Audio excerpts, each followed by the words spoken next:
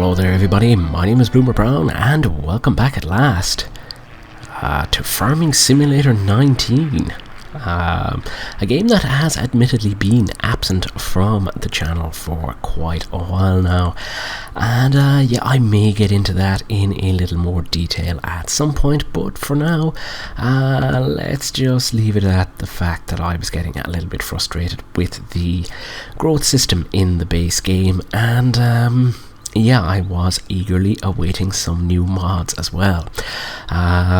So yes, we are starting a new series, and liking mods and all that kind of thing, I have downloaded basically 80% of the mods on the mod hub at this stage. So this is going to be a heavily modded career playthrough of Farming Simulator. So obviously we are playing on a modded map.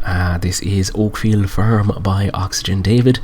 Perhaps the most game-changing mod that I have installed is of course the Seasons mod from Realismus Modding, and that is really one that I have been really looking forward to, and I think it's actually going to make for a far more interesting series than playing with the stock version of Farming Simulator 19.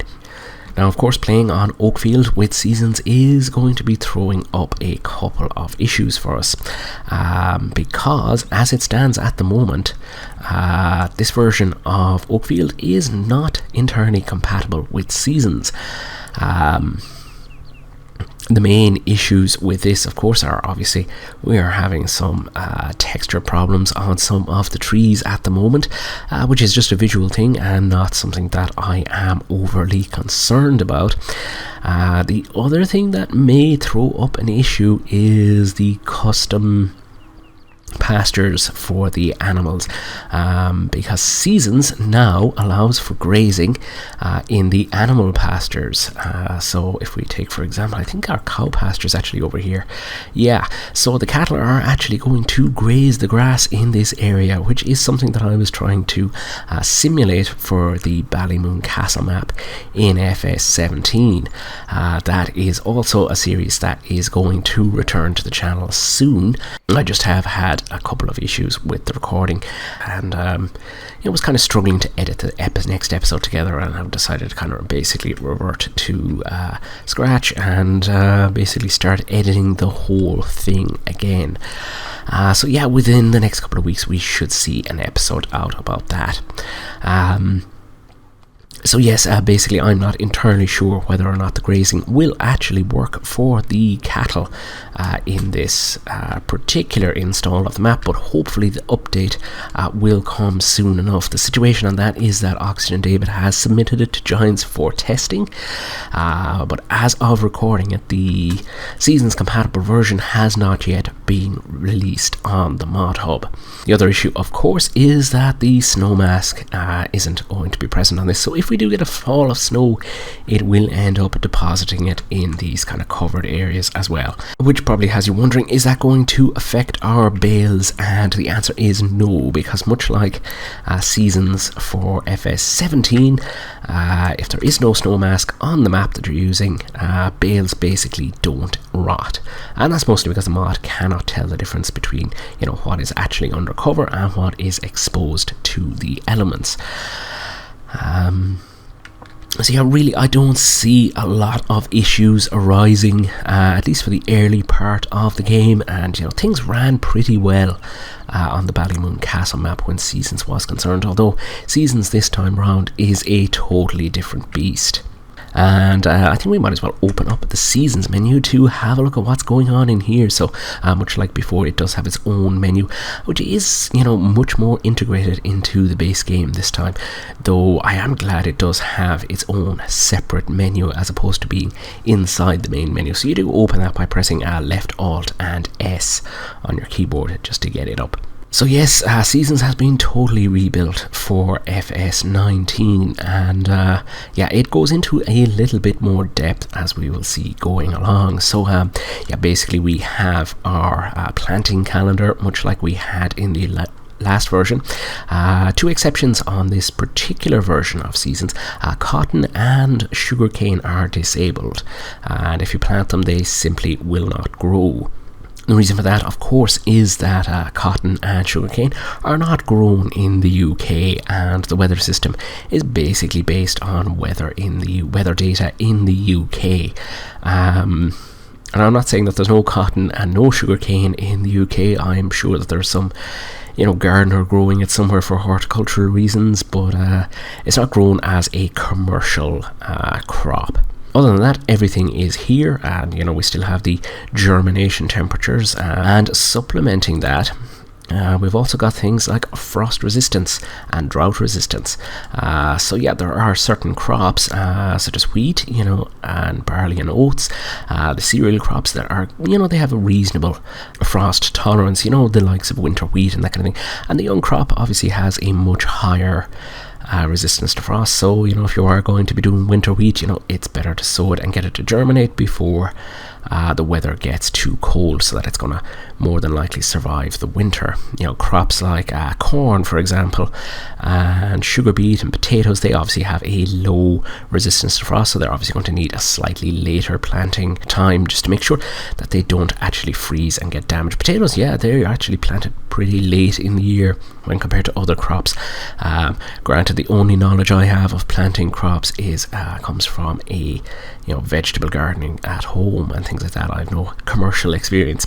The weather system has gotten a new look, and there's a couple of new things in here as well. Basically we get our maximum minimum temperatures, our average air temperatures, and it's actually not looking too bad for spring.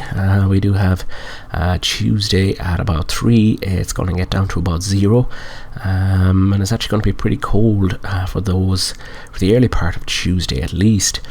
We're going to be kind of worried about whether or not the ground may end up freezing at that stage, and if it does, I'm assuming that a lot of seed will be damaged, so we're going to have to watch our planting windows. We also get obviously the predicted amount of precipitation and the precipitation percentage chance. So we have an 80% chance of rain on Tuesday, though it actually does look as though it might actually snow on Tuesday, because the air temperature is going to be so low as well. But that could change, and it could warm up a little bit, and it might just actually end up being rain. That's something to watch out for as well.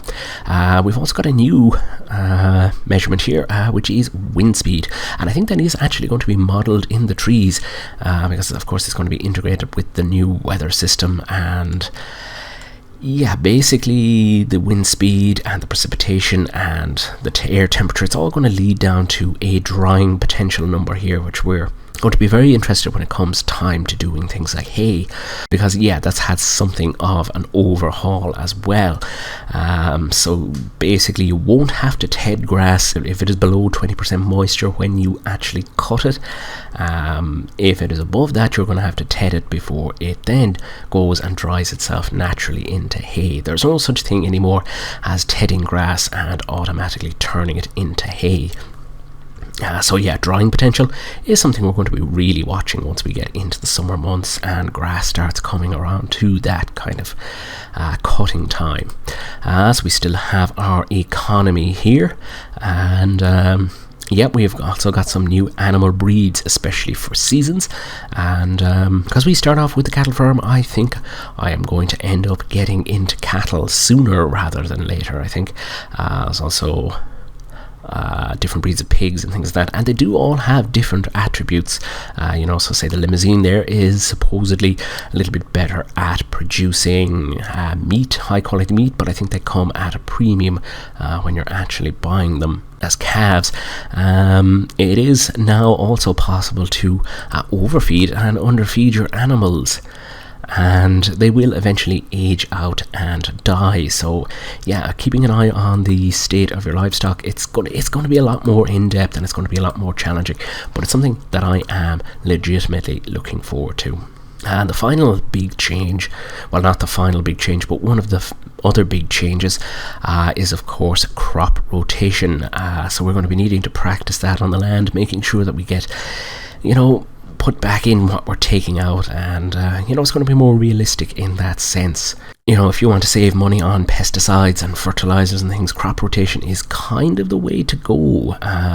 So that's to be giving us like buffs and bonuses for doing the various things. And I think aiming for a higher number here, you can see the numbers changing. I do actually have to look into this in a little bit more detail at some point, because it's something that I haven't quite figured out yet, but I think it should follow the kind of standard rules of crop rotation, grouping your root crops and your cabbages and your legumes and cereals and things like that. And we'll eventually get around to this and having a look at it. I think for this year we're probably going to just end up planting wheat for simplicity's sake, just to see how things go. And of course the settings for seasons, our temperature unit is on degrees Celsius, and I think we're going to go with 6 days per season, which has kind of worked pretty well for me in the past, and does kind of lend to an interesting enough series and kind of keeps things moving. So that's pretty much a basic roundup of what's changed in seasons. There is a hell of a lot more in that. Your germination may be a little bit spotty, and the weeds are changed as well, so the entire field doesn't actually get affected by weeds. They kind of grow in patches and affect that patch. I'm assuming if you had done no weed control, you would have a hell of a lot more patches than if you were practicing some bit of weed control. So it's huge, it's in depth, and it's going to be something of a culture shock, I think, coming in from FS17 and the version of seasons that we had there. So before we go any further, let's actually take a look at our assets. We're going to first take a look at the machinery that we have. As we have the John Deere 6230R, and we have the Case Optum 270 CVX, and these are two pretty powerful tractors to be starting off with. We've also got a T560 John Deere combine harvester, which again is a pretty powerful machine and is going to be very useful to us. We've got a standard AgriLiner grain trainer. We have got a header a grain header I should say, for the combine. We don't have any corn header at the moment. We have the AgriMass plow, which is a 2.5 meter plow. As well as that, we do have a cultivator and a seeder. Now it is possible to plant with this seeder. It is a direct drill, so we don't actually need to cultivate or plow to use this seeder. And I think we can load it up with fertilizer as well, which is kind of useful. Which of course does have me debating whether or not I'm going to hold on to the cultivator. I may do for a little bit of contracting early in the year, but I don't actually see myself using it on our own fields. I think we're just going to go straight into planting. Aside from that, we have a trail sprayer, which is very useful, and that's going to be able to handle both the liquid herbicide and the liquid fertilizer. We have got a rear side sling mower, 4.3 meters wide. That actually should be enough to handle our mowing needs. We obviously got a header trailer as well to transport ourselves around, and we've got a random tractor weight. So let's take a look at the map and see how things stand. As we are going to go into lands. And by default, we do, of course, own all of the marginal land. Just for clarity, I'm going to sell that off for now. It isn't actually worth anything, so we can buy it back for £0 again at any time we wish. But just for the sake of clarity, I'm going to turn it off for now. So this is Oakfield Farm, which is up on top of the hill, and I think I'm going to end up calling it Hilltop Farm quite a bit. So we do have quite a bit of land up here. We've got 3 major fields up here. The first 2 are already cultivated and suited to cereal. This field over here is growing grass and is pretty substantial. There are a couple of other little fields that we can see on the satellite image here. There's a nice little field down here that we are going to be cutting as well. And we also have these 2 unusual fields here. So these are technically, I think, going to be the grazing areas for the livestock, though I'm not entirely sure if it's been fully implemented with this version of the map, but I'm sure once the updated version of the map comes, seasons will allow them to graze there and there. Now, since we're not going to be getting into sheep straight away, I may end up mowing this area for grass as well. So taking a look at the rest of the map, I'm going to just switch on grass for a moment, and as you can see, there are quite a few, there's a good few crop fields here, but there's also quite a number of grass fields on offer, and so I think we're really going to get ourselves set up pretty early on for doing grass contracting work. So we may end up buying a baler and basically contracting ourselves out to do a little bit of grass work as well. And since we do have the harvester, I can see us doing a little bit of harvesting contracting in the later part of the year.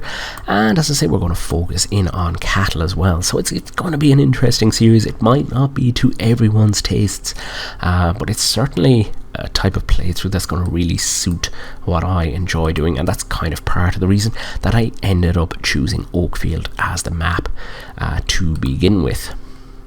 So yeah, I think that is the basics of things out of the way, and it's actually getting pretty cold out here at the moment, so I may jump into a tractor and we can start looking at getting some new equipment for the farm as soon as possible. So I am going to end up getting hold of a front loader, and we're going to mount it up on the John Deere. We're going to just go for this guy because it's going to match the tractor pretty nicely. Yeah, and that's actually part of the base game as well, which I didn't actually realize. I thought that was a mod. So $5,500. We're going to purchase that, and we're going to need a... Now, I was thinking of getting a bale fork, but I think we're going to end up getting a pallet fork just because it makes handling pallets a little easier. And rather than this kind of grey colour, I think we're actually going to go for the jet black. It is going to cost us 200 more, but it does look more impressive when it's up against the bright green. We're also going to need a trailer of some sort. For now, I think we're just going to need something kind of small and tidy to just move some pallets around and be bringing stuff in and out of the fields to the various machines. And I think that this Fliegel trailer is what's probably going to end up working for us. So of course we can change the capacity of it. We just wanted a nice little flatbed for now. We can of course modify that in our workshop later, because a farm of course does come with a workshop, and we're just going to leave it on the Trelleborg tires, and that's going to do us for a trailer. Of course, the next thing we are going to need is some seed and stuff. So yeah, we're going to get, we may as well get a couple of pallets of seeds. I think I'm going to buy 1, 2, 3, 4 for now. And we're also going to need some fertilizer. And we're just going to buy, 3 of these. We'll leave it at 2 for now, because I think that we end up using slightly less fertilizer on the field than we will end up using seed. I think the seed depletes quicker than the fertilizer does, or at least it usually does anyway. So 2 pallets of that should do us, and we may as well get some herbicide as well for the sprayer. And I'm going to buy 2 of these. We're just going to purchase that as well. Is there anything else we need at the moment? I don't really think so. I think we're going to head down now to the shop and get this stuff purchased, or get our purchases picked up rather. And I think the John Deere is going to be the tractor for this job. And yeah, it's really coming down with snow at the moment, though it doesn't seem to be accumulating on the ground, and that may be to do with the ground temperatures at the moment. It's just melting as it touches the ground. We'll see how things go later in the day, and if it's a case that we have to do some salt spreading, we will end up doing that. Oh, and the snow has started to accumulate on the map, which is going to cause some issues in our sheds. Something I really wasn't looking forward to having without the snow mask running. So yeah, our shed has unfortunately filled with snow, which should melt so long as we don't start piling snow into the sheds. Yeah, but that is a little bit disappointing because it's going to make things look a little bit weird. Hopefully the update will fix it, and hopefully the snow won't stay around for too long. Anyway, let's get ourselves very carefully down to the shop and get our supplies picked up. And yeah, bit of an unusual one there with the trailer, because a lot of snow has already piled up on top of it, so we're going to need to obviously get rid of that before we start loading up. There we go, the last pallet, or at least the last pallet that I think I'm comfortable bringing today is finally loaded up onto the trailer. The case is that, yeah, I think those liquid fertilizer tanks are going to be pretty heavy to pick up with the John Deere. As you can see, I have of course put the tractor weight on, though it is not actually, I think, going to be heavy enough to counterbalance this. And even as I was loading up the fertilizer pallets in particular, I could feel the tractor sliding under me with the snow, which really hasn't made any of this process any easier. So it's a case that I think I'm going to leave these fertilizer, or these herbicide tanks rather, sitting here for a little while, and we may end up actually bringing the sprayer down here and just loading them up in the yard.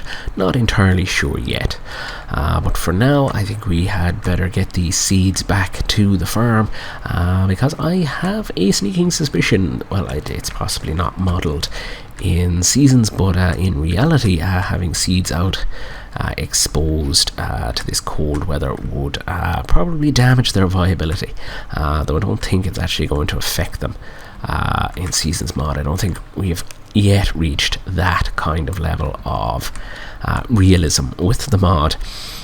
So yeah, I'm going to drive very, very carefully as I make my way back to the farm, because yeah, traction really isn't great at the moment, and it does seem as though the roads are starting to ice over a little bit as well.